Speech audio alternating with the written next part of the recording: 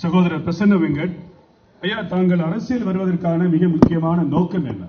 நீங்களே அரசியலுக்காக வந்தீர்கள்.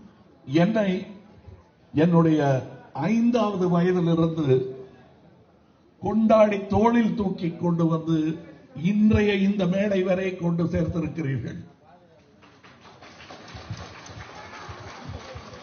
என்னை வாழ வைத்தவர்கள் என்பதனால் நன்றி சொல்லிவிட்டு என்னுடைய வருமான வரியை கட்டிவிட்டு காரில் போகும்போது அப்படியே மங்கலான ஒரு காட்சியாக உங்கள் ஏழ்மையை பார்த்துக் கொண்டு நான் செத்தால் அது நல்ல சாவல்ல.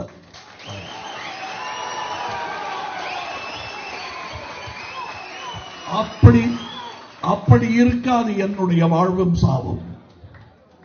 உங்களுக்காக வாழ்ந்து எல்லோருக்கும் நிகழ்வும் அந்த முடிவு எனக்கு வரும். அதற்கு முன்னால் நான் மக்களுக்காக என்ன செய்தேன் என்று கண்ணாடியில் சவரம் செய்து கொள்ளும் போது என்னை நான் ஏறிட்டு பார்க்க முடிய வேண்டும். அதற்காகத்தான் வந்தேன் அரசியலுக்கு.